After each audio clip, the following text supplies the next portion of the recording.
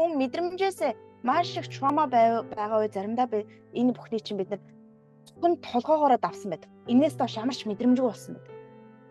Үзүүнээс доош мэдрэмж байхгүй болсон. Тэрнээс болоод яадаг вэ гэхээр ямар ч мэдрэмж байхгүй. Надад юу ч мэдрэхдэггүй байна. Мэдээлэл байхгүй. Надад хэцүү дурсамж байхгүй. Тэгтэл би нэг юм сонин сэтгэл дундуур байгаадаа нэг л гацаатай байна. Энд чинь төгжээс ахгүй юу гэнэ. Үүндээ бидний хэрв анзаарвал нийгэмдэр мэдрэмжгүй хүмүүс маш их байгаа сте. Яагаад өнөөдөр хэцүү бусдыг өвтгөх зүйл хийгээд байгаа? Яагаад хэл хахуул аваад байгаа? Яагаад ёс зүйгүй байдал маш их байгаа юм? Мэдрэмж байхгүй. Тэр бусдыг өвтгөх ёс зүйгүй харагс хүчрхийллийн зүйл хийхэд миний дотор ямар өвдөлт болж байгаа вэ гэдэг мэдрэмж байхгүй. Мэдрэмж байхгүй учраас мэдрэхгүй байгаа учраас яах вэ? Ёс зүйгүй байгаад байгаа.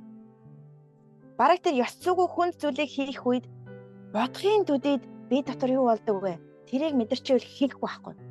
Энэ намайг өвтгдөг зүйл би хийхгүй. Энэ бусдыг өвтгдөг зүйл би ийм байхгүй. Мэдрэмжгүй хүн ёс зүйгүй хүн байдаг.